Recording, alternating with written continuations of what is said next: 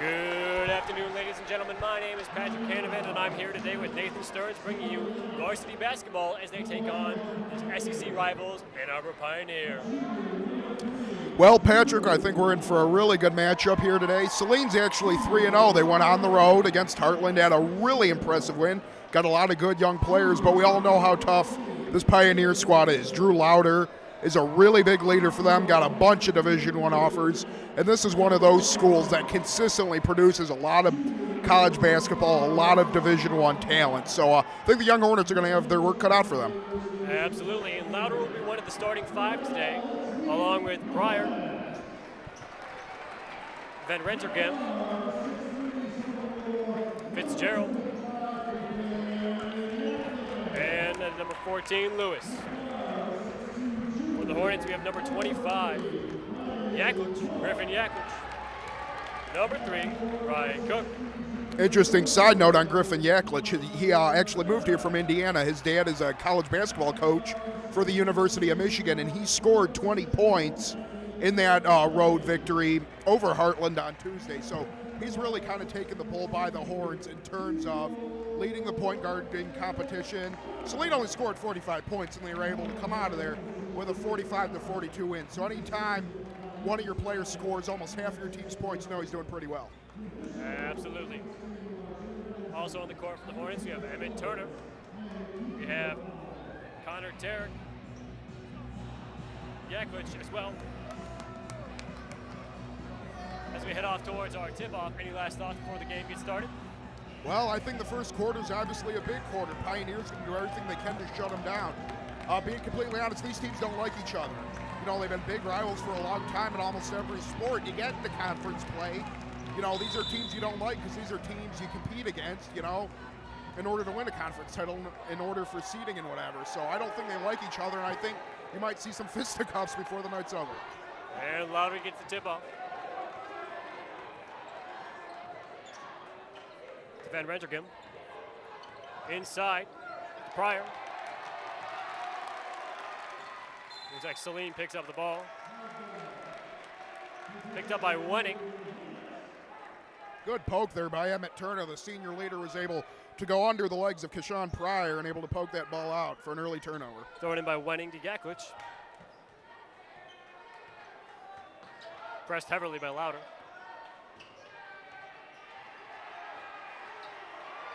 Tipped away Louder. And the whistle is blown.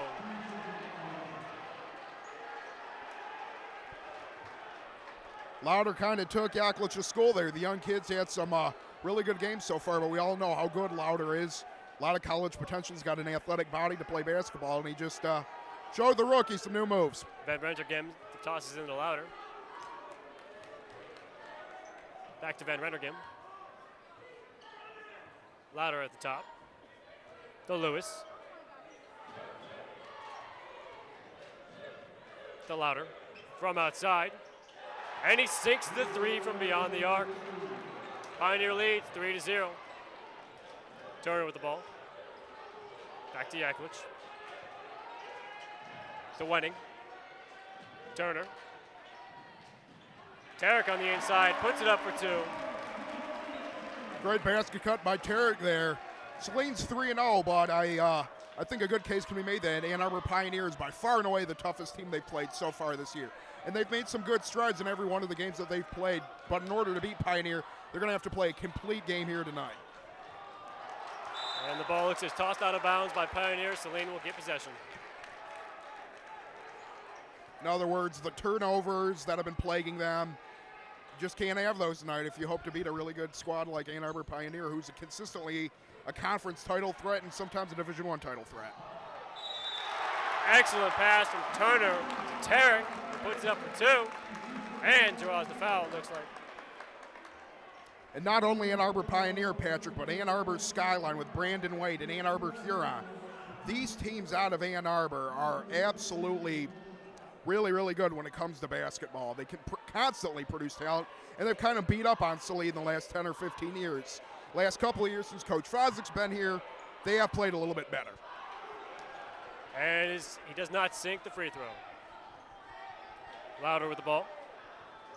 Saline was actually able to beat Huron and Pioneer last year. First time in a really long time that they've been able to do something like that. Down low. Puts it back up to Lewis. Rebound caught by Tarek. Saline caught a break there. He just missed a wide open layup. Yaklich with the ball. Saline can catch a couple of those breaks. They could stay in this game for a long time, make it interesting. Turner. Top to Cook. And the basket is waved off. It's going to be a foul, though, I think. Good drive by Cook. Saline's normally been, in terms of perimeter length, they've normally been a little bit undersized, but with Ryan Cook especially, the kid's about 6'3", 6'4". He's got long arms, really helps to kind of compensate for some of the Hornets' physical deficiencies out there. Absolutely. Yaklich inbound to Cook. To Turner. Tarek to Wenning. Turner again. Looking for options. Wenning on the outside. Yaklich pressured hard. And a travel is called. It will go for Pioneer. Once again, another veteran play by Louder. He just completely pressed Yaklich, put him into a corner, and the rookies had some trouble here to start off. Louder with the ball to Lewis. Back to Louder. Van Rettergem to Louder. Down low, number 24, Pryor, and he sinks it. Pioneer currently leads 6-4.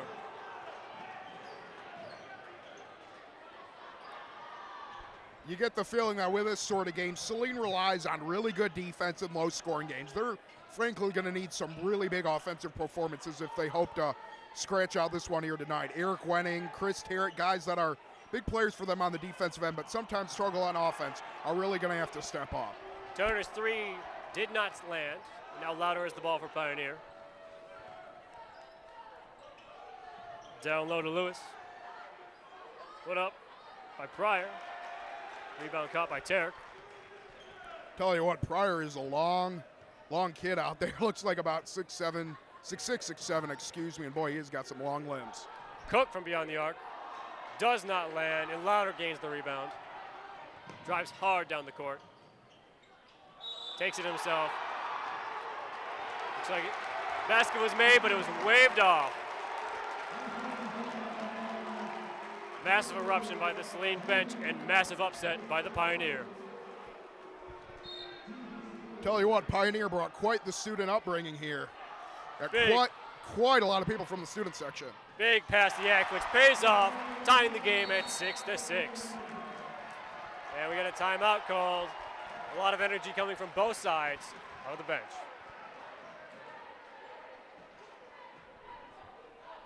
Now we're almost halfway through the first quarter, and all the starting five individuals are still in the game. Now I'm expecting it's going to be a starting five game for most of it. I think it's going to be a starting five game, but the thing that you have to consider is Saline's not gotten any fouls yet. So that sort of mentality, you're going to see a lot of the starting five. When we were on the air last Friday, you know, they had a lot of guys getting in foul trouble early, but obviously when your guys don't get in foul trouble, you don't necessarily need to bring your backups in. Lewis with the ball to Louder. From beyond the arc. Does not fall, and Wenning gets away with the rebound. Passes it off to Cook. Turner with the ball.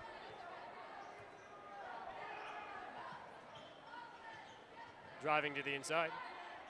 Pass outside to Cook. Looks like we got a foul. Appears to be on Pioneer. Yep. Yaklich will inbound.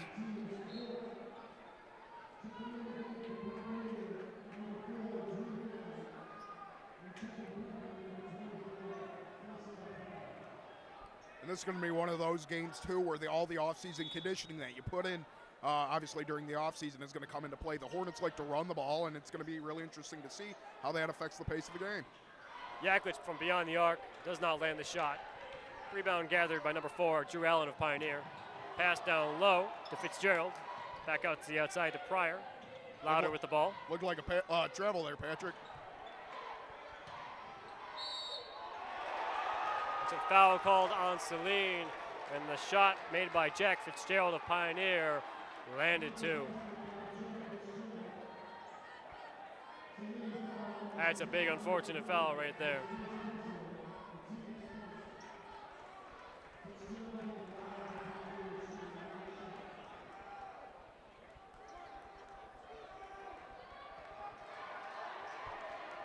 Fitzgerald's first shot.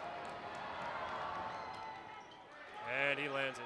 Well, the Hornets appear to be going big here. The two biggest men that they have on the roster, Adam Heisler and Emmett Turner, both check into the game now. So now they're trying to combat some of that Pioneer length, excuse me. Emmett's about 6'4", 6'5", and Heisler's about 6'6", so they're bigger now. Yaklich with the ball. We got an interesting matchup down here. Heisler actually had Louder on him briefly. And he has got a big height advantage. Jacobson to Heisler. Out of bound, it will stay Saline's possession. Jacobson will inbound it.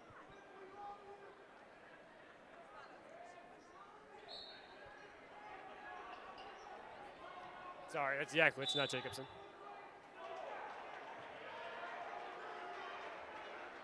And it seems the ball will go to Pioneer now.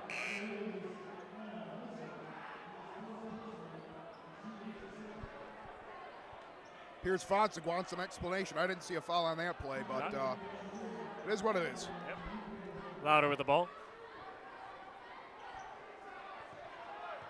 Sorry, that's Harris. Van Rettergem. To Allen. Back to Van Rettergem. To Harris. To Allen. Pryor, sorry. Shot missed. Rebound picked up by Turner. To the outside to Jacobson. Tell you what, quite an interesting lineup combination that I don't think we've seen yet so far. You got two ball handlers, Peter Jacobson and Griffin Yaklich, who frankly are a little smaller there on the floor, but then you have your normally two guys who play center out there as well. So different line combinations trying to throw Pioneer off. Jacobson goes to put it up, but does not land. Van Rettergem with the ball. We got a foul on Pioneer. It will be Saline's ball.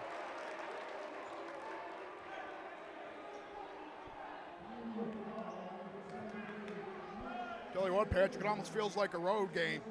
I just mentioned, but boy, Pioneer brought quite a loyal following here tonight. That's what makes basketball great. Great fans. Jacobson with the ball. Turner. Back to Jacobson.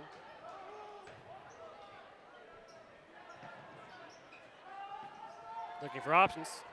To Yaklich. Back to Turner. The hard drive inside does not sink. Rebound is picked up by Van Rettergem.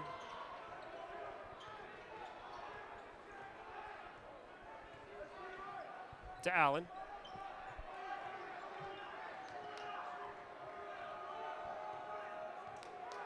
Just over a minute remaining in the quarter. Pass tipped by Turner with a hard drive to the basket and cannot connect on the layup. Harris with the ball now. For hard drive, tipped again to Saline. Looks like Yaklich with the ball, slowing it down. Puts it up, but draws the foul as well. Does not sink the shot, however.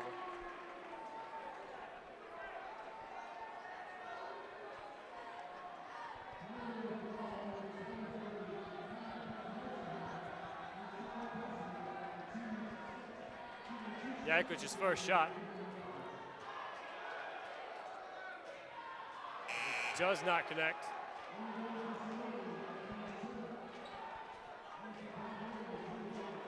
Saline's offense is really struggling out of the gate. They've only put up 6 points here, and we've got about a minute left. That's only on pace for 24 points, folks, and that's not going to be enough to win. And he goes 1 for 2. And altogether, they look tired. It's been one quarter, and they look like they're breathing pretty hard out there. They're only down by 2 still. You know, it's still anybody's game. It's a good sign for them.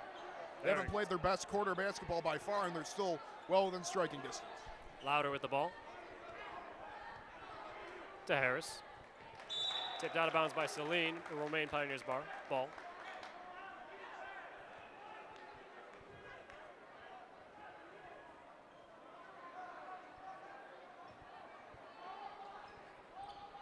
Inbounded to Allen.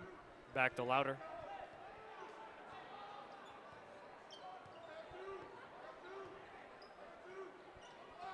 To Allen. Harris. Down low to Pryor. Puts it up and connects. Pioneer now leads 11-7. Jacobson with the ball. Pressured hard by Allen. Wending with the ball. Looks like it'll go in favor of Pioneer there. And with about 7 seconds left, it appears Ann Arbor Pioneer is going to hold for the last possession.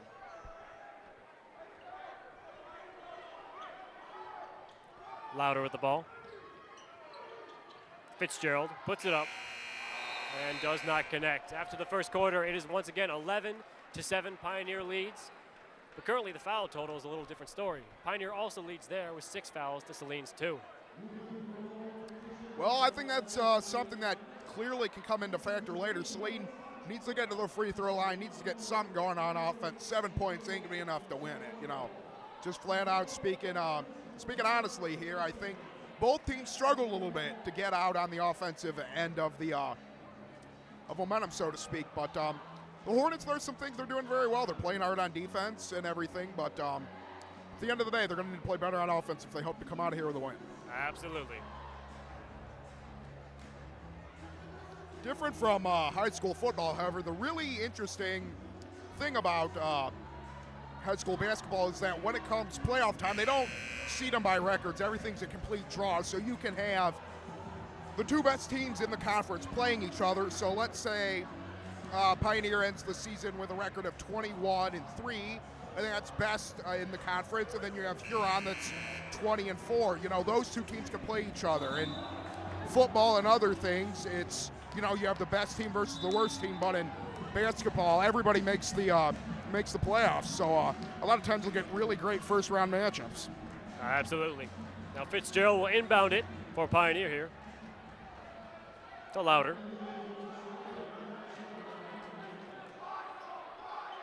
Allen with the ball. Back to Louder.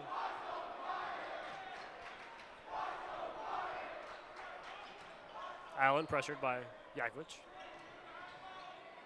Louder with the hard drive inside. Pass outside to Louder. Allen. Pass picked off by Tarek. Yaklich with the ball.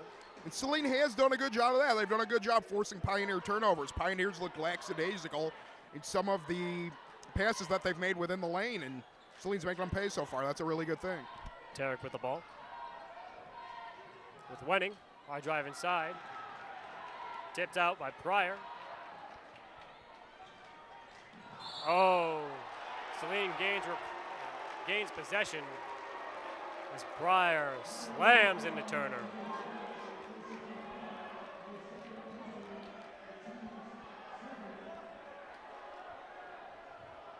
Wenning will inbound it to Yaklich. You can tell by the visible frustration on Wenning's face. He's a senior and he knows he needs to step up, but we're in the second quarter and he's got 2 turnovers and has yet to collect a basket, so he's frustrated right now. Tarek puts it up for 2 and connects. It's a nice big basket right there. Pioneer now leads only 11-9. Well, it looks like an and-one opportunity here too. If they can go to the free throw line, it's a 1-point game. You know, with this Pioneer offense, though, that they can come out of its shell at any time and put on a run. And that's the one thing Saline has to do if they hope to win, is they can't allow that big run that puts them in a spot where they're playing catch-up the entire night. If they can stay within 5, you know, maybe even 10 points, depending on where the game is and where the momentum is going, they'll be fine. Tarek connects on his free throw. Louder from beyond the arc. Drops a 3. Pioneer now leads 14-10. And what can you do about that? He just received the inbound, ran up, probably shot it 3 feet beyond the arc and drained it. I mean, there ain't much you can do about that. That's just talent, and that's athleticism taking over. Turner with the ball. Drive inside, connects on the 2. Once again, we're at a 1-possession game. Great toughness by Turner there, played through contact and was able to get it through the basket. Louder with the ball. Drive inside, puts it up. Cannot connect. And it looks like Saline knocked it out of bounds and will remain Pioneers. Harris will inbound it.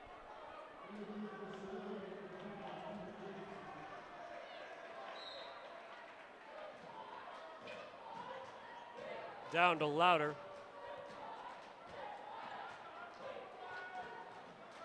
Back to Harris. Inside to Thomas. And out of bounds, it still remains Pioneers' ball.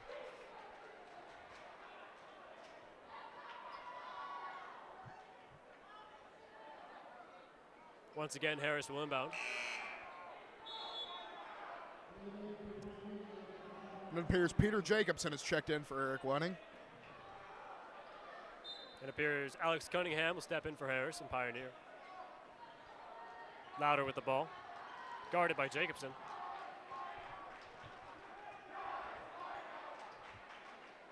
Allen. Cunningham. Back to Louder. Cunningham.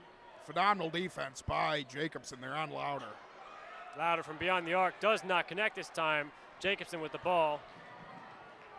Puts it up undercover. Does not connect on the shot, however. Louder with the ball now. Making a hard drive. It looks like he's going to get two as well.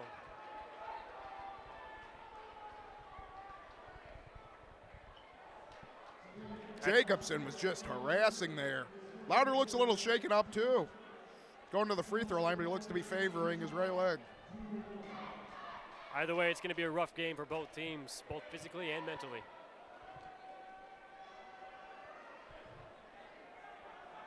Last time we were on the air, Plymouth and Saline got a little chippy there toward the end, and you get the feeling, especially in a rivalry game such as this, Saline wants to win really badly, prove that they have what it takes to be a competitor in the SEC Red, and Pioneer does not want to get knocked off that perennial top of the pedestal that they're on. So you might see some physical fouls here before the night is over.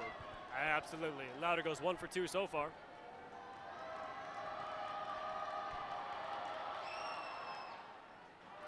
And he goes 1 for 2 overall. Tarek with the rebound over to Yaklich.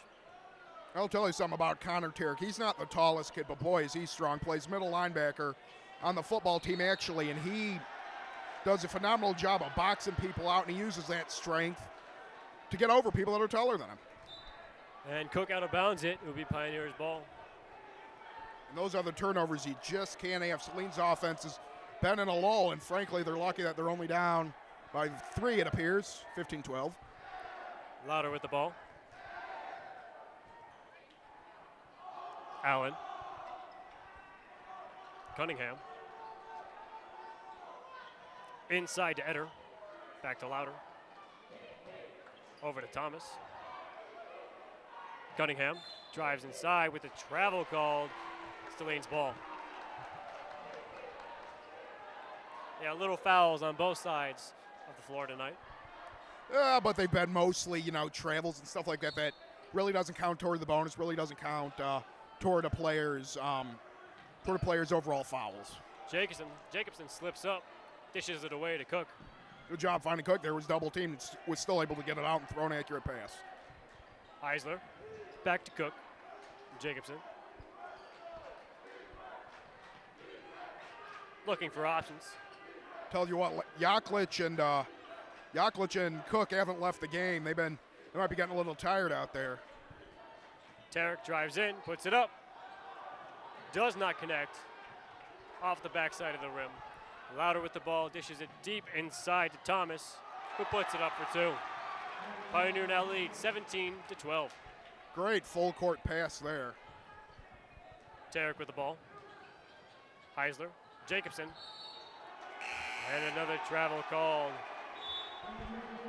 Ball will go to Pioneer. Well, he wanted the 3, and he had second thoughts about it, and in the process of trying to pass it back out into the perimeter, he ended up traveling, Either got to take the shot or whatever, especially in basketball. That hesitation can be the difference between having a good scoring opportunity and just overall, giving away a good possession. Absolutely. In terms of energy in the building right now, Saline seems pretty quiet. Pioneer is pretty dominating with the force right now. Well, it's a 5-point game, but my feeling is unless Saline can put something together here before the end of the half, the Pioneer physicality, Pioneer being probably the better team athletically, just going to slowly but surely wear down Saline. And especially with a team like Pioneer, you don't want to play from behind. And we said it was about that 5 to 10 point margin, and we're at 5 points right now. They have the ball. If they're able to knock a 2 or 3 in here, Saline's really going to have to start coming back, because you don't want to have a bitter taste in your mouth going down, double digits at halftime against your home crowd, especially when you've been struggling to score as much as you have. Absolutely. Louder with the ball. To Allen.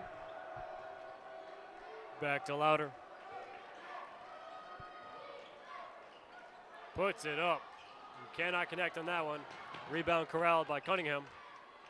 Louder once again. Pass intercepted by Wenning. And over to Yaklich.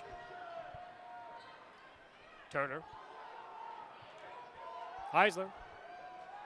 Puts it up in the paint and just cannot connect again.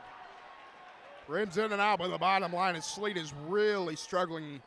And whenever they get any good looks on offense, it seems it just doesn't fall. I mean, we're 3 minutes away, and they've only scored 12 points this entire half. Turner corrals and saves it from going out of bounds. Wenning with the ball, passes it over to Yaklich. But those are the kind of plays that are going to keep them in games with teams that are probably better than them. Those diving extra hustle plays are something that Coach Fozzik's really pioneered and makes his players do. Cook from beyond the arc does not sink. Louder with the ball. Sent deep over to Allen. Cunningham. Shot from beyond the arc does not fall. Saline's really lucky that he wasn't able to connect from three-point land because he was wide open in the corner, ladies and gentlemen. Wide open in the corner. Somebody probably missed a defensive assignment. If they make that three, that's an 8-point deficit, and that's pretty big. Heisler with the ball, being pressured hard. Puts it up and connects on the two. Saline finally catches a break, with Pioneer still leading 17-14. Louder with the ball. To Allen. I'll tell you one thing I'm impressed with, though, is a lot of times when you put in big guys like that, your floor spacing can tend to struggle. But so far, Turner and Heisler are doing a pretty good job in terms of floor spacing. And we got a timeout. Looks like it was called by Pioneer with just under 2 minutes remaining in the half. Pioneer still leads 17-14. Three-point game, though. Saline's been sluggish on offense. I think anybody that's watching can see that. With that being said, they're playing hard on defense. They're making good defensive stops. We saw Turner down here dive in order to save that ball and corral the Hornets another possession. If they continue to play like that, if they can get some offense going, they can stay in this game. You just get the feeling, though, that if they kind of continue with these 6, 8, 10-point quarters, that they really are going to struggle when it comes down, because in close games like this, with 2 minutes left, who's going to make the big shot? And they've had flashes of guys like Yaklich and Turner who have proven that they can do it, but so far they've not had one player that's been able to completely take over the game like Pioneer has in Louder. Absolutely. And Louder is with the ball. To Cunningham. Back to Louder. Allen. Looking for options. Back to Louder. Pressured hard by Wenning. On the outside, Fitzgerald. Sent deep inside to Cunningham. Puts it up for the two. Cannot connect. And Yaklich walks away with the rebound. Pioneer missed a wide open basket there. Both teams struggling a little bit on offense. Turner with the ball. To Cook. To Wenning. Heisler. Tell you what, Saline's got a 6'4" point guard, probably about a 6'5" small forward, and two guys that are about 6'4", 6'5" out there on the fort. And Turner puts it up for two, and it connects. A little confusing on the court, but things are underway. With just a minute remaining in the quarter, Pioneer leads 17-16. I think Turner thought that basket would be waved off, but referees let him play on. They didn't call a foul. Basket counts. Good play by Turner. Cunningham from beyond the arc cannot connect, and Saline will walk away with the rebound. Great rebound by Turner. He went up over Yaklich's own guy and went up over one of the Pioneer players in order to corral that. Yaklich with the ball. With a hard drive to the net, and cannot make it fall. Looks like Turner and Louder are wrestling for the ball, and it will remain Pioneers.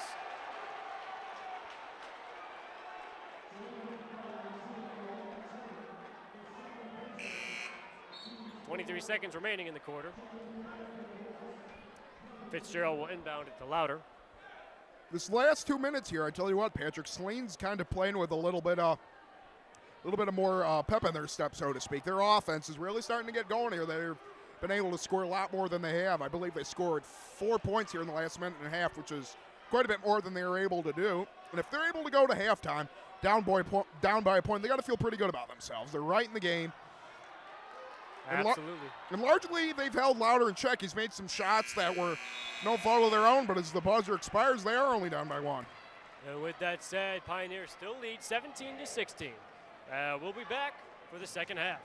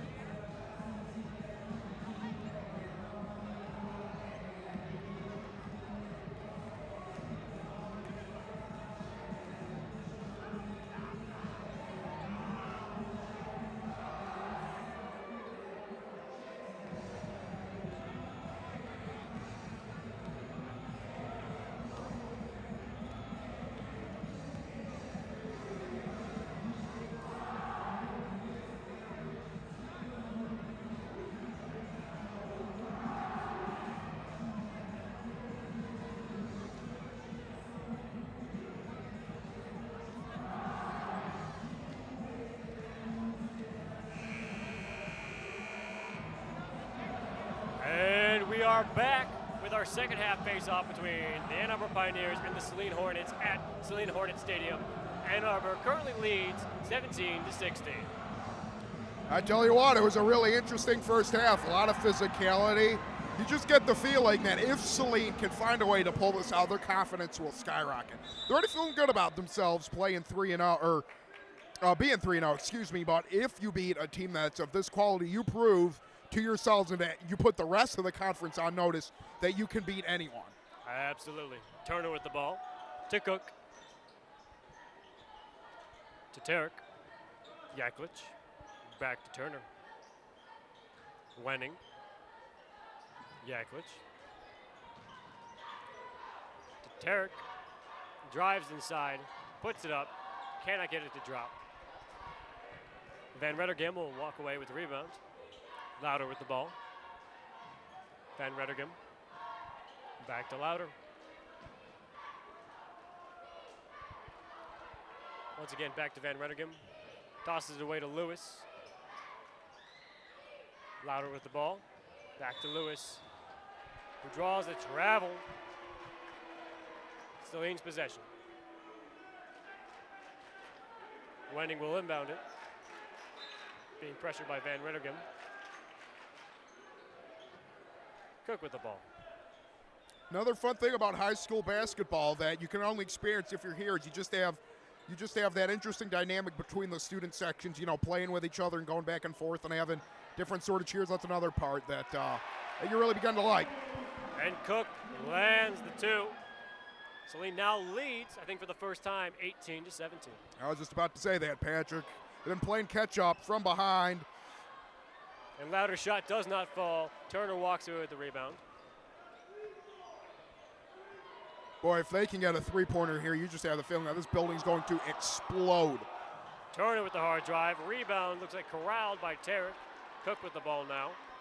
He went over a guy that was 5 inches taller than him to tip that ball back out. Great tenacity by Tarek right there. Turner with the ball. Yaklich. Down to Tarek. Cook drives inside. Draws the shooting foul. This is very, very big for the Hornets. Huge for the Hornets. If they're able to convert from the line from the charity stripe here, that's 2 more points, and that's a 3-point lead. And once they start playing with confidence, they're a very dangerous team. It's weird in any sport, whether it be basketball and football, when you play with confidence, things just seem to happen that, you know, don't happen when you're not playing with confidence. Things flow more smoothly, you get better looks, and especially in basketball, it just appears that the ball finds the bottom of the net more often. And Van Rettergem checks in for Allen for Pioneer. Cook was unable to connect on that first free throw.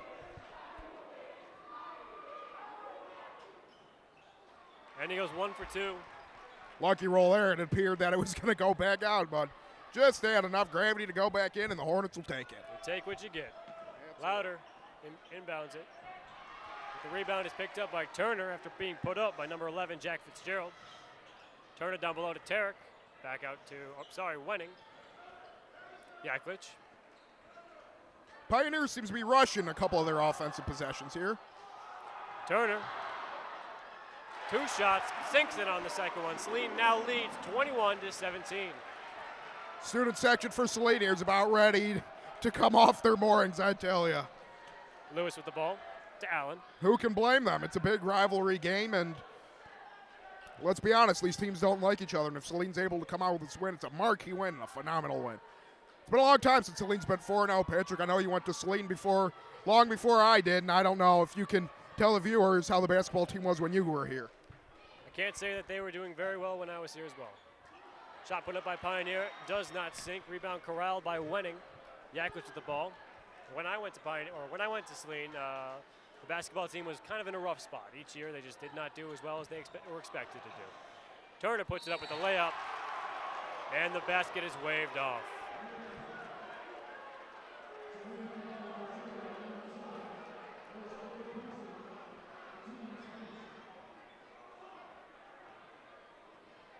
Louder with the ball.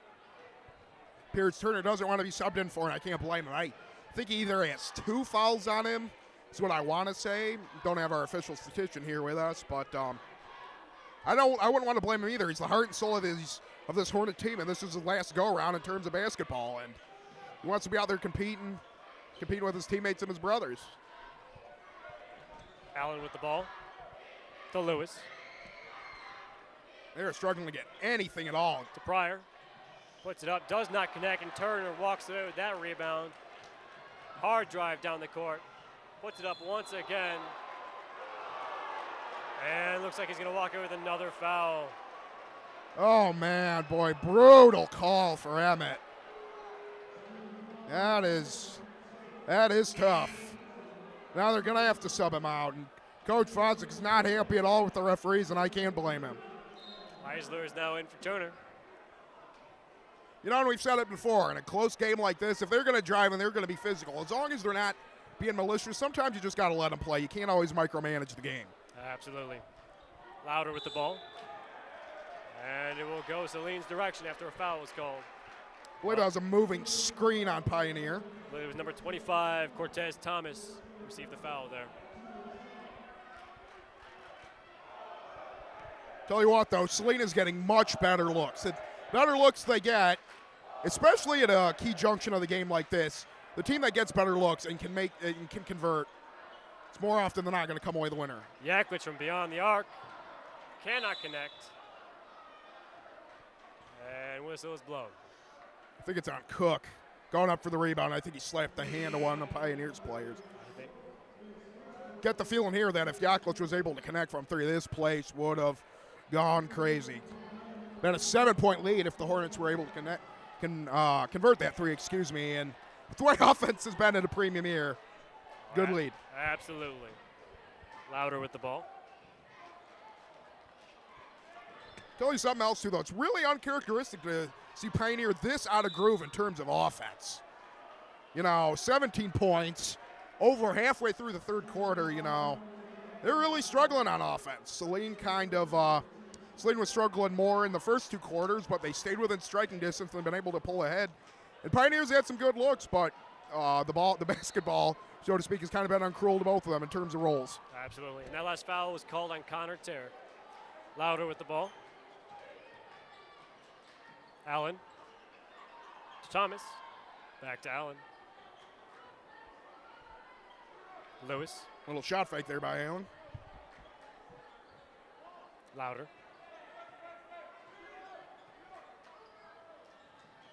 Back to Allen. Louder with the ball again. Shot from beyond the arc. And he drains the three, bringing it back into a 1-point game. Saline still leads 21-20.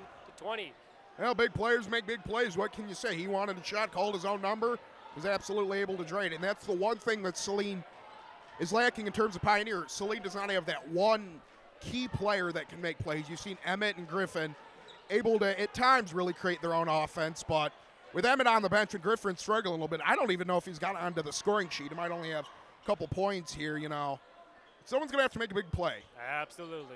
Tarek with the ball. Eisler. Down to Wenning.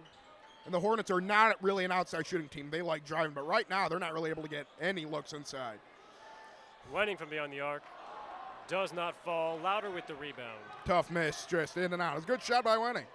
Louder puts it up and drains another two, giving Pioneer the lead at 22-21. And this is what you're worried about. This is exactly, if you're a Saline fan, what you didn't want to see. Pioneer gets all the momentum back, and you can see the look on his face.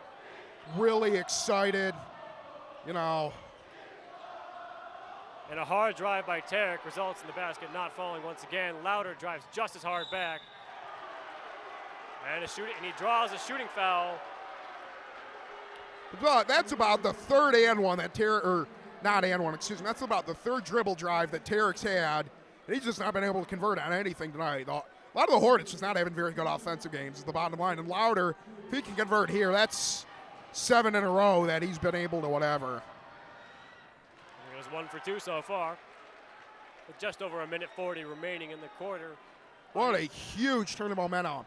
Saline started to look like they had a chance to pull away. They're up by 4. Now Pioneer is going to be up by 3 again if they can convert.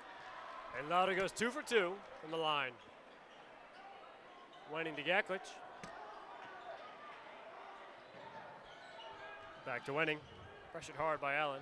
And not only has Lauder been a leader on the offensive side of the board, but they've really, Peter Jacobson, whenever he's checked in Yaklich, they've just not been able to get anything going in terms of offense. Yaklich with the ball. They have really struggled to get any sort of good looks. And it will stay Saline's ball. Foul is called on number 25, Cortez Thomas of Pioneer. We were talking about this, but who's going to make the big shot for Saline? Someone's got to step up here. You're down by 3, huge change of momentum, and a lot of these big momentum swings is how a team can be buried. Is Saline going to bury their head, or are they going to come out fighting? And the foul is drawn once again. Pioneer will get the ball. I think it is on Cook. Hornets look lost without Emmett. Patrick, I'll tell you what, they were doing a lot of things better, but with him out in foul trouble, they look a little lost, There was that brief 4 or 5 minute period when they really looked like, they had a shot. Not absolutely saying that they don't, but they were getting looks under the net. They were driving. They played more aggressive, but since then they've turned it over. They've not really been able to get anything on offense. If I'm Coach Fosdick here, you almost have to consider bringing him in. I know, he's in foul trouble and whatever, but, can come at what it may be. It's a crunch time. Yeah, you run the risk. You bring him in. You hope your team kind of connects together and brings it back up.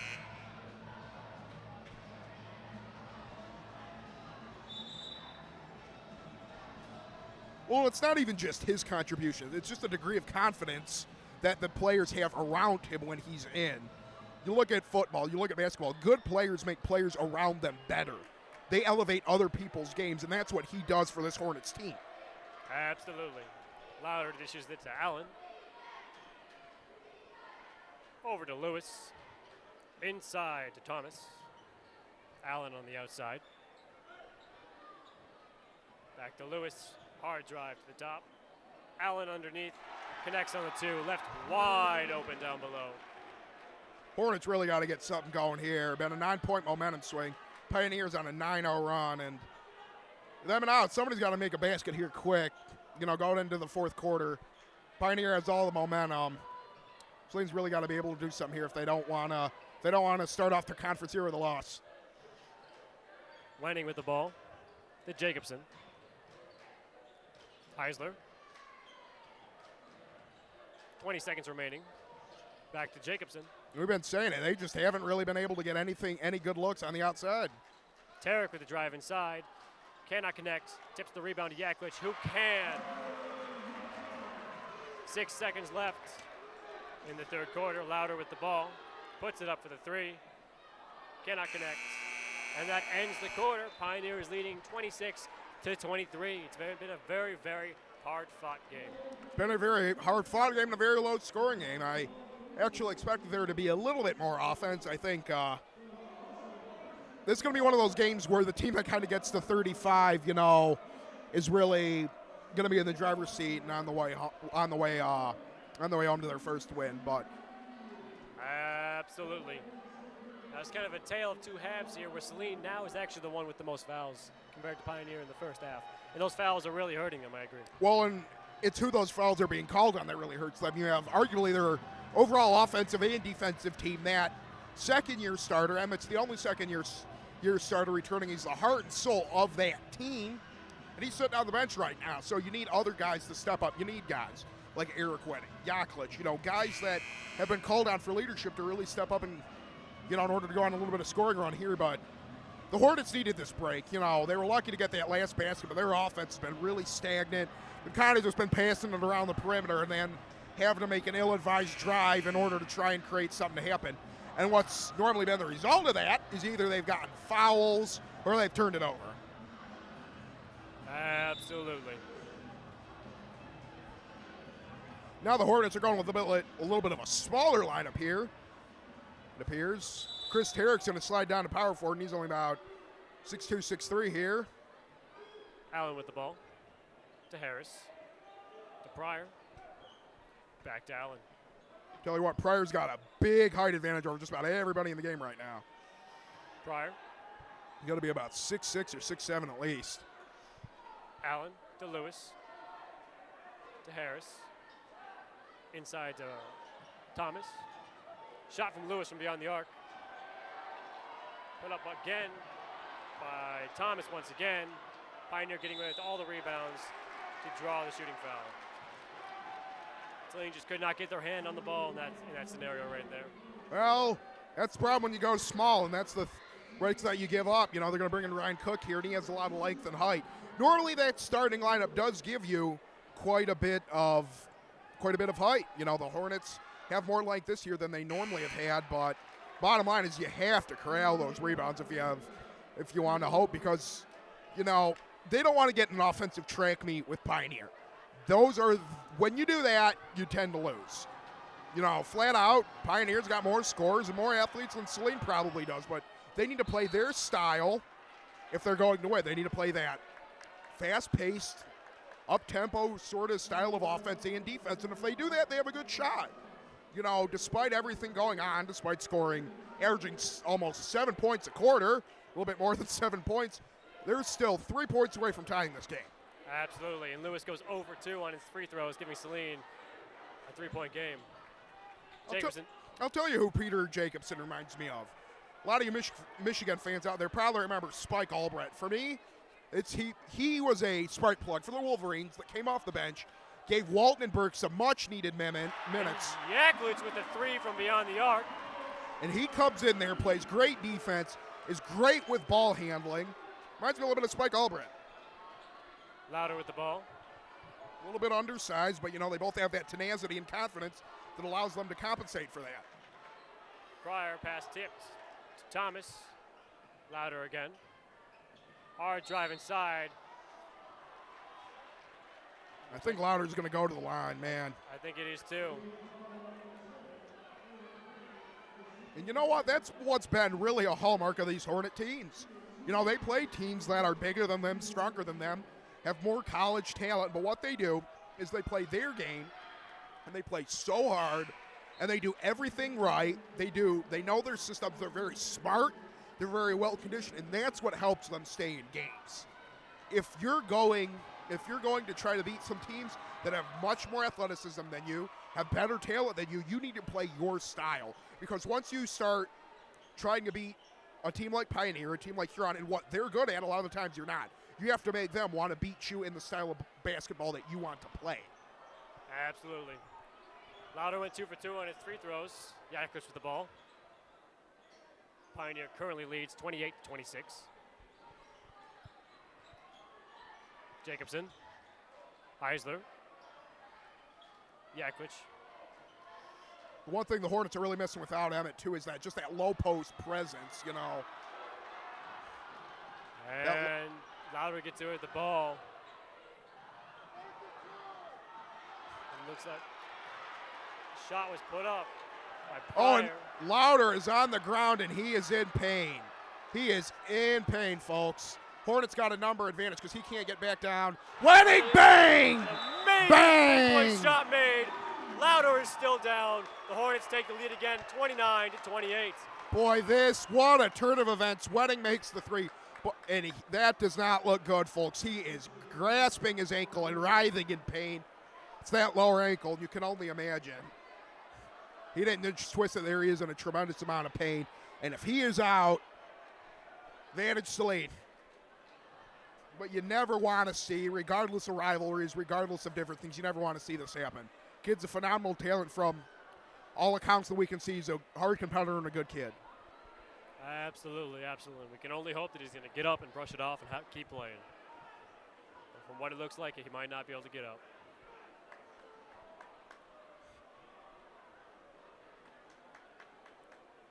And there you go. Looks okay, but he does look like he twisted. I'd be very surprised if we see him for the rest of the game here. If he can barely put any weight on that leg, and he's limping heavily.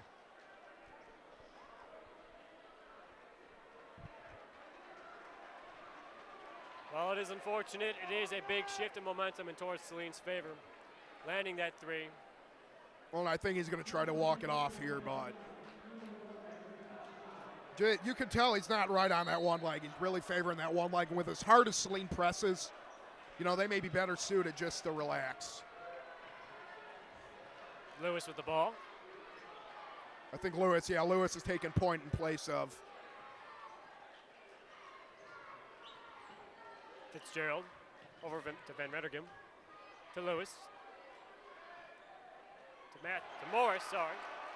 Great block by Heisler. Used his length to get it up.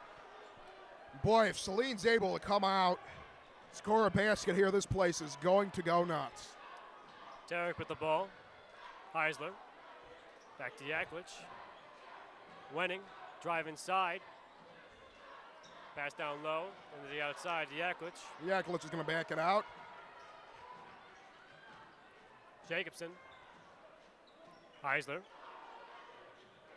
Tarek. Back to Wenning. Jacobson looking for options. Down low, knocked out of bounds by Tarek. Pioneers ball. Not a very good offensive possession there at all by the Hornets. Kind of just a lot of standing around, a lot of passing, and you got to put Emmett in here. Absolutely. You know, I'm not trying to. We have all the faith in the world here in Coach Fonzie, but you got 4 minutes left and you need him. And I think it looks like Cook is going to go in. You know, Heisler's done remarkably well, but he just doesn't have that same scoring presence that Emmett does. Van Rettergem, Lewis to the inside with Fitzgerald. Rebound corralled by Tarek. Jacobson with the ball now. To Wenning, to the outside to Heisler. Yaklich from way beyond the arc, does not connect. Pryor with the rebound for Pioneer, and it looks like Lauder is back in the game. Pryor again from beyond the arc, does not connect. And the ball will go to Saline in a major, major power shift.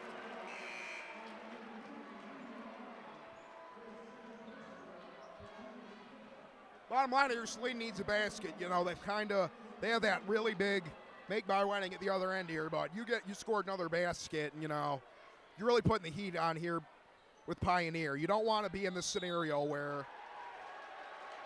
And Saline could not get the ball away in time. Pioneer's possession.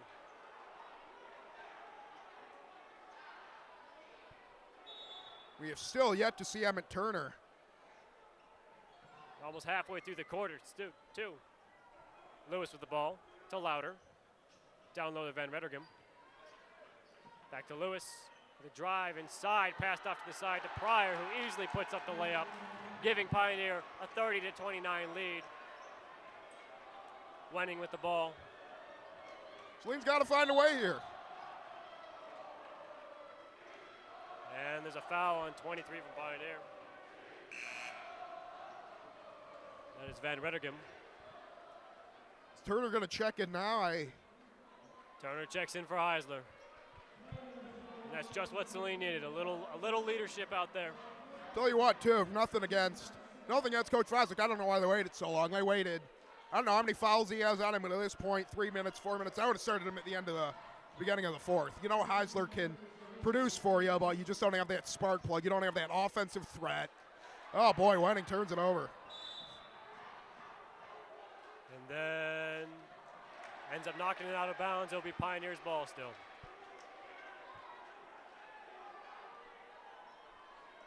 Looked like the official originally pointed in Saline's direction, but he was then overruled from the back judge.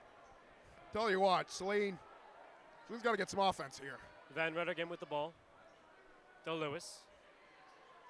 Inside to Pryor. And the ball will go in Saline's favor. It's going to be called on Pryor. Exactly what Emmett Turner does. Comes in there, and what does he do? Draws a charge.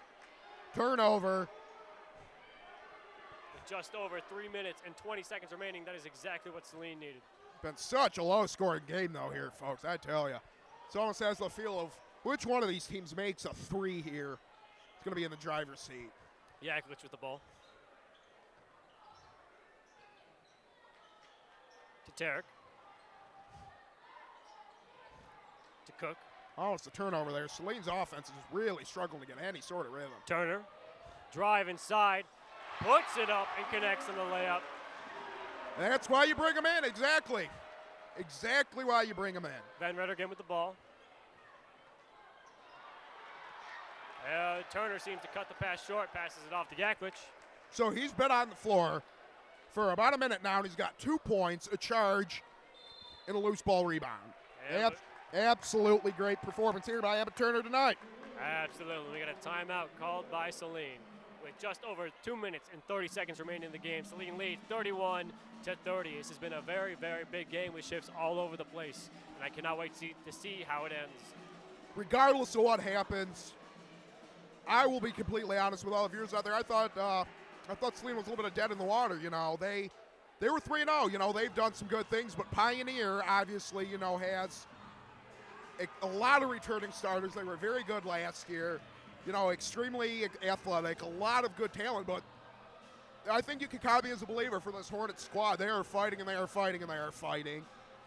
You know, if they can win this, the key about being a good basketball team, and Patrick, you can probably attest to this, is you need to find ways to win when you're not on your best game. Absolutely. You have to find ways to win, even when you're not doing everything great, whether it be a low-scoring game, whether it be a high-scoring game. You know, even when you're not playing your brand of basketball all the time, if they can find a way, you know, a way like this, they're a very dangerous team. Going to put the rest of the conference on notice. And, you know, with Ann Arbor Huron and Ann Arbor Skyline being as good as they are, and even Bedford returning some good talent, you know, this is the kind of momentum that they need. Because if they get momentum, they could be a very scary basketball team. Absolutely. Tarek inbounds it to Yaklich. Pressed hard by Lewis. Down low to Tarek. Can only wonder what Coach Fawcett drew up there, but even though Louder twisted his ankle, doesn't look like it's bothering him too bad now, or perhaps it's just adrenaline taking over. Yaklich with the ball to Turner. A little over 2 minutes here to go. To Wenning, drives inside and connects on the two, giving Saline the 33-30 lead. Big basket, folks. That is a huge basket by a senior leader, Eric Wenning, a co-captain along with Emmett. Inside to Fitzgerald. Oh, they had Pryor dead to right, and they had him wide open. If they would have hit him, oh boy. Looks like Pryor will go to the line.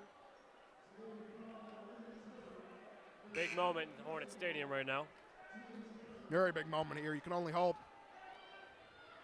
that he misses one or two, because if he's not able to convert from the line here, advantage obviously Saline. Time's really starting to become a factor here, but I think we could just tell Pioneers done a very good job shooting from the free throw line. Obviously, a lot of it's been Louder, but it's very interesting to see how Pryor steps up here.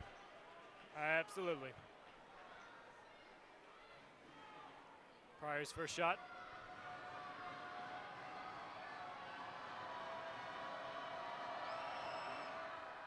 And cannot connect. Big miss there, and hung his head a little bit. You got to be able to get in there, because if you're able to score here, it makes it a 2-point game. This is also a big free throw. And he connects on the second one. Saline now leads 33-31 with just a minute and 46 remaining. Looks like Pioneer is going to try to press them really hard here. Yaklich with the ball to Cook. Good job getting it out there by the Hornets. Very good job. Yaklich. Now they're going to go more zone here. To Tarek. Pressured hard by Pryor. Tried driving there and almost lost the ball. Yaklich with the ball. They're going to hold the ball now. There's only about a minute left here, folks. There is no shot clock in high school either, so I wonder if they're just going to hold out hope. Hope the clock runs off. Heiser with the ball. Tarek. Wenning drives inside, puts it up, cannot connect. What a tough miss by Wenning. Rebound corralled by Fitzgerald. What a big possession. Louder now. 47 seconds remaining. Louder with the ball. Timeout call. Looks like it was by Pioneer that time. And these are the kind of games that you love. We've been treated ever since we came on here with the girls' basketball game against Belleville. That was a phenomenal game. Plymouth was a 2-point victory in favor of the Hornets, and now we got another phenomenal game. We've been treated to a weekly dose of some phenomenal basketball games, and I don't know about you, Patrick, but really excited to see how this one turns out. Oh, absolutely. I am so excited to see what happens here. We got 45 seconds remaining. It'll be Pioneer's ball. They are down by 2. This could be a big clutch moment for one of the players on Pioneer, or it could be a big save moment for Saline. Well, big thing you got to do here is if you're Saline is you cannot allow the 3. You cannot allow an open 3 look. You got to force them to go inside. You got to force them into a tough shot because worst comes to worst, they score 2 here. It's still tied. You still fight for overtime. You still fight for the last possession, and it's a completely different story trying to play to win. I mean, you're playing to win in both instances, but if you're playing down, a lot of times you have that tendency to become more desperate. But offense has been a premium tonight, folks, as you can probably see, 33-31 game. And real question is offense going to prevail here, or is it going to be like the theme of the rest of the night and really struggle with any sort of offense? Absolutely.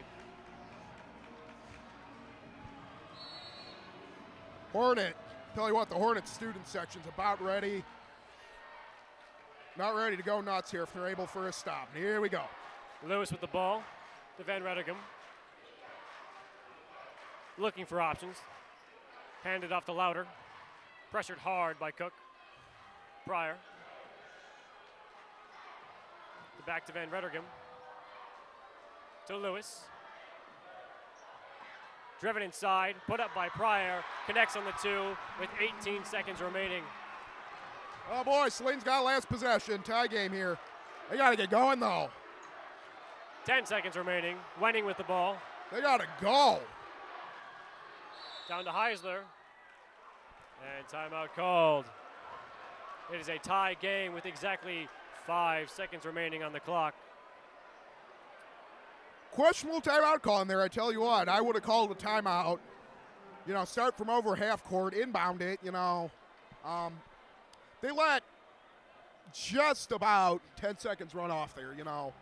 I will tell you this, though. If they're able to get a look, this entire crowd, this almost has one of the makings of one of those court storming things, I tell you. Being a student here, being a senior here, I know how much it means. And you could probably attest to this, too. Anytime you be Pioneer in anything, it's a phenomenal thing. And they're arguably Saline's arch rival in terms of basketball. You know, Skyline being newer, Pioneer and Saline, just in terms of overall sports, kind of had this back and forth sort of aspect of things. And there is quite a bit of animosity toward both schools. Or, you know, both these schools we've already mentioned, but they do not like each other at all. And whatever team wins this is going to feel much better about themselves.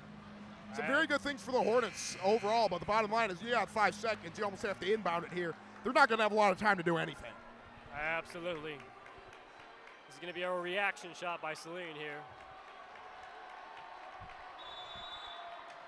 Wenning will inbound. Down low to Tarek with 1 second remaining. Still Saline's ball. Oh, another, I think that's Pryor, but he's going to be able to shake it off. He took a big hit there. He's all right, though.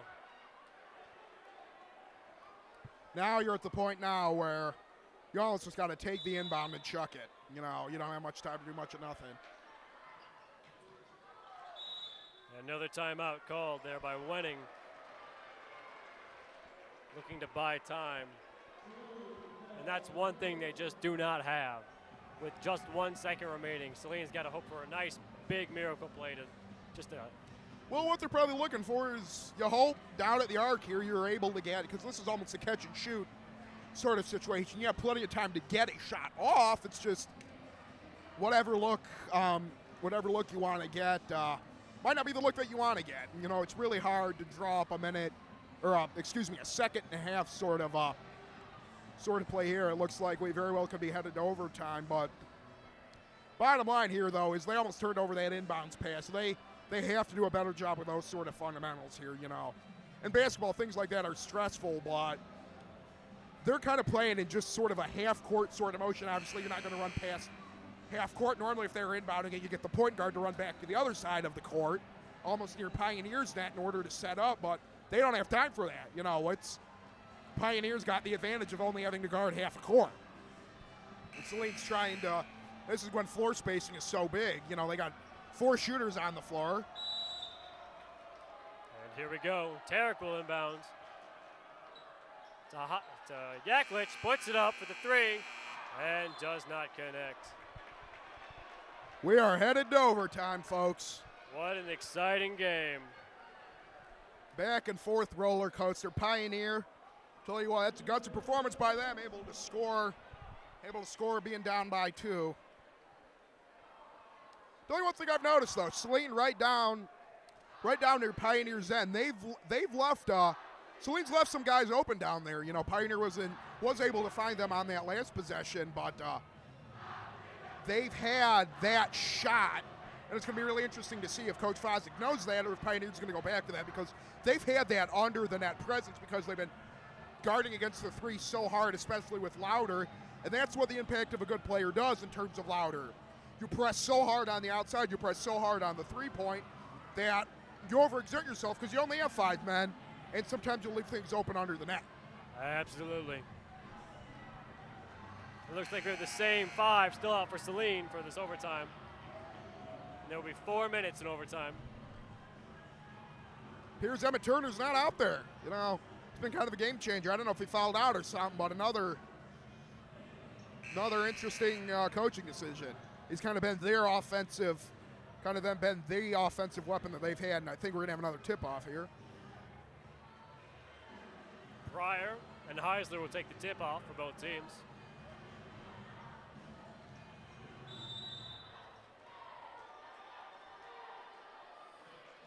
And Pryor tips it back to Louder. And we're at it for a 4-minute overtime here, folks. And Van Rettergem back to Louder. Sent down low to Pryor, who puts it up. And he connects on the 2. Yeah, big shot. What else can you do? You know, a little bit of a gut punch for Saline right there. A little bit of a gut nearly punch. Loses the ball to Yaklich. Looking for options. Now, how is Saline going to respond, you know? Good play by Tarek. Wenning with the ball to Yaklich.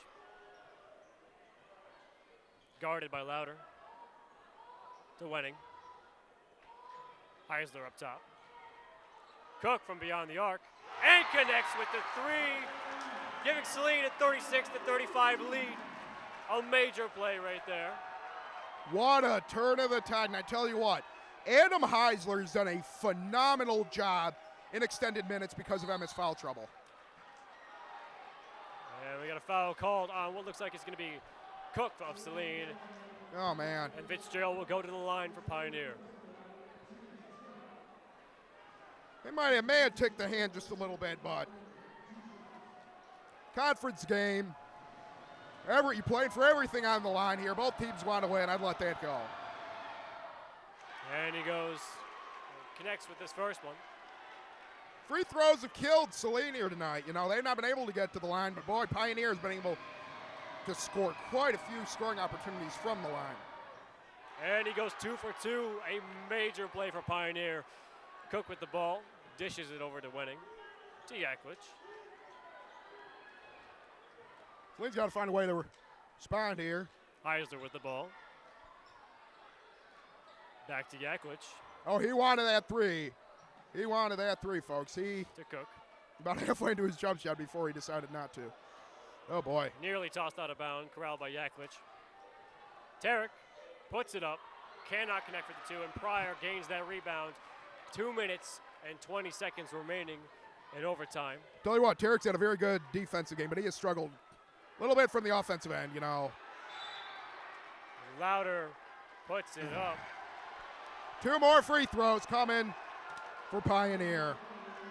I've said it before and I'll say it again. You live and you die by the free throw. Absolutely. And, you know, a little bit of a heartbreaker there by Saline. It's not the same without Emmett on the floor, you know. Had a really gutsy performance here tonight, but, you know, they're starting to get into that offensive track meet that we said they couldn't get into. Pioneer is just making every single free throw, too, and that's not helping them out.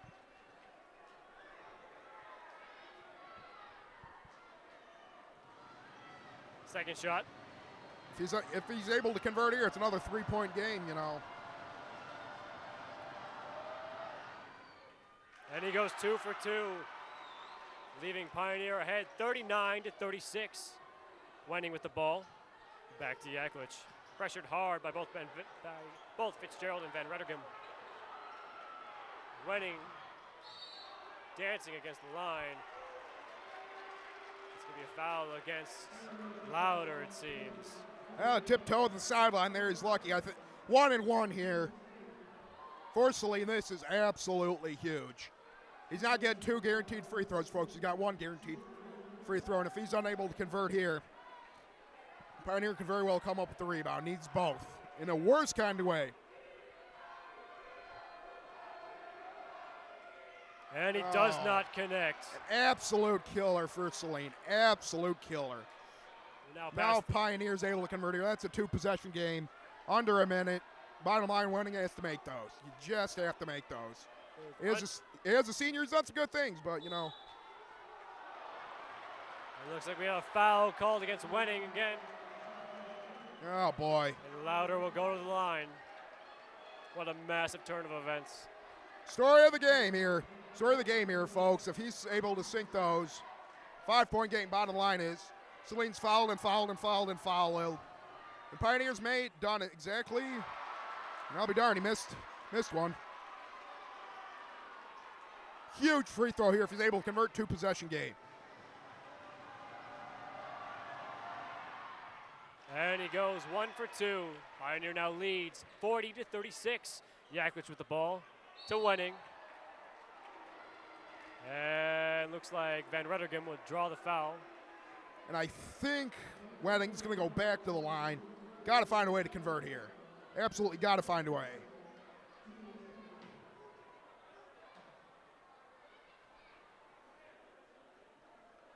Saline actually did pretty good in their free throws against Plymouth, but in the limited shot attempts that they've had, they just missed attempts, you know.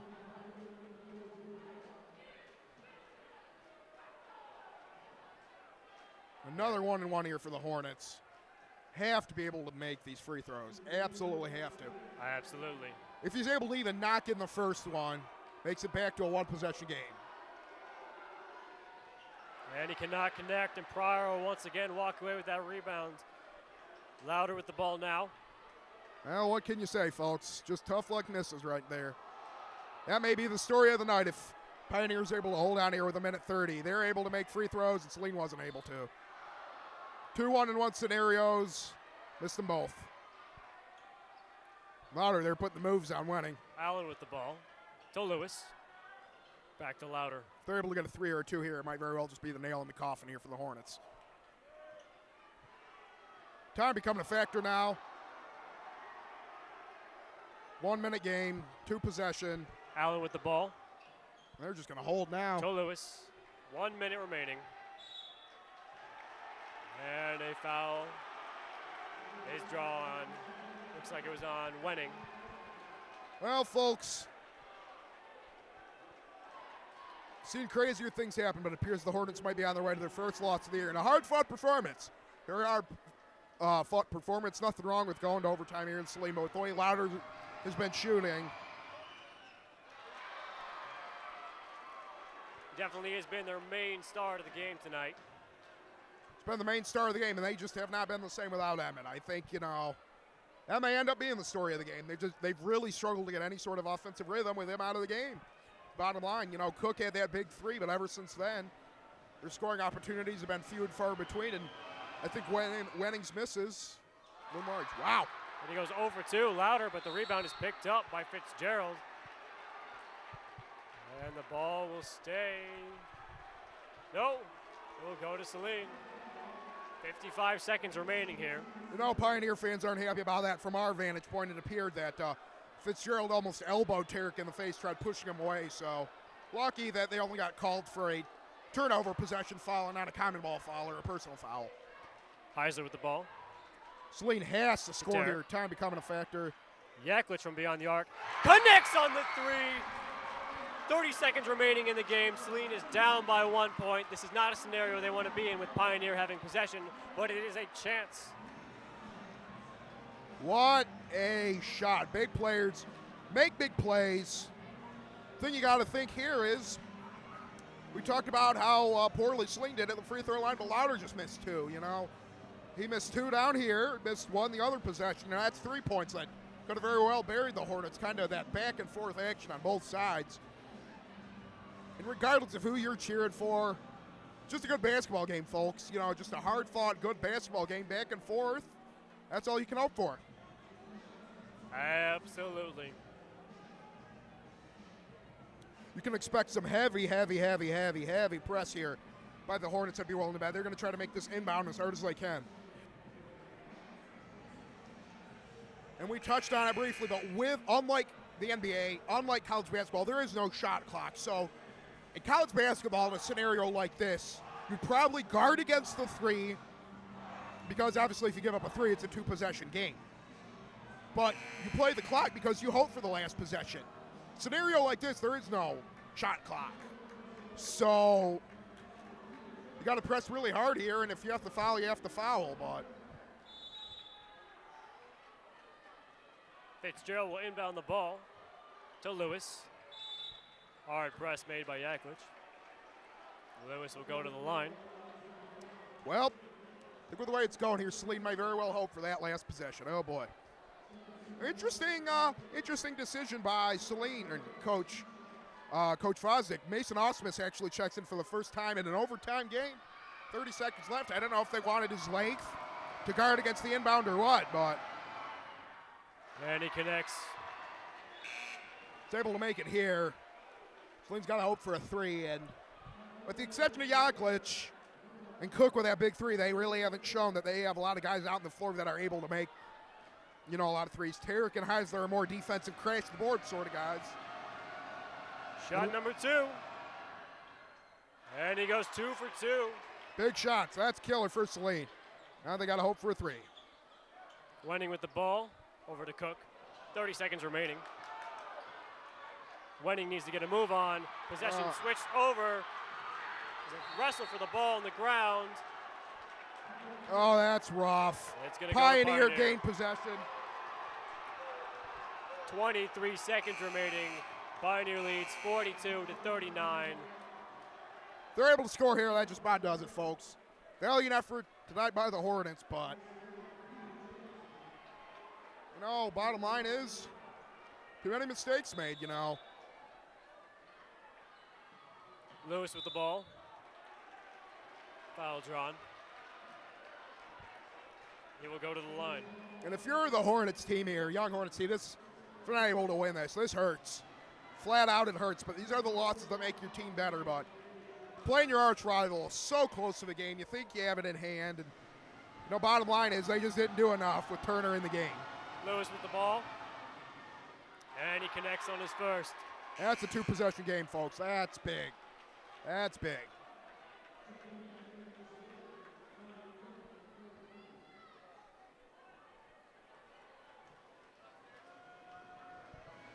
Shot number 2. And he goes 2 for 2 back-to-back times. And that is just going to be it for Hornets. More than 2-possession game now with 22 seconds remaining. Well, it's a 2-possession game, 5-point game here, but they have to hope for something really, really quick here. If they're able to catch an inbound, drain a 3, you know, you have a chance. But bottom line is, just can't make those turnovers. You know, the missed 1 and 1. I think the thing that's going to come back to hurt them is Pioneer did better on the free throw line, frankly, and too many costly turnovers. And when Turner was in the game, they played like the better team. Without him, they played like an offensively challenged team, struggle to get the ball, you know, and then you're leaving, you know, you're having guys like Tarek drive against, you know, 3 guys that are really tall and really long, and more often than not, it's not going to be a favorable outcome. Wenning inbounds the ball to Cook. Pass intended for Yaklich, cut short by Allen. Allen will go to the line. Well, folks, that's just going to about do it here. The only question here now is how's the Hornet team going to respond? You know, I think everybody in this building thought they had a chance to win here tonight. They came out and fought rivalry games. With rivalry games, things are different, but What are you going to do? Allen's first shot does not connect. Bottom line here, though, is with a 2-possession game, only 17 seconds, you know. With the way Pioneer's been able to connect from the free throw line here tonight. Very uphill battle now for the Hornets. Big uphill battle. And Heiser with the rebound. Saline's got to hurry. To Cook. They have got to hurry if they to Yaklich. Down to Tarek. To Wenning from 3. Does not connect. Wenning, Tarek with the rebound. Connects on the 2. It doesn't matter. Time will expire. And Pioneer takes the W today at 44-41. With that said, folks, I'm Patrick Canavan. We got a little court storming here, I tell you what. Just, if you're a Hornets fan, it's rough. You know, you never like seeing the opposing school run around on your logo, but what else can you say, you know? They earned it. They earned it fair and square, you know. They played the better game. Rough loss, but we'll be back next week. For next time, I'm Nathan Stearns. And I'm Patrick Canavan, and next week will be Tuesday, December 19th at approximately 6 p.m. We'll go live with the boys swimming as they take on Pinckney. With that said, folks, have a good night, and thanks for tuning in.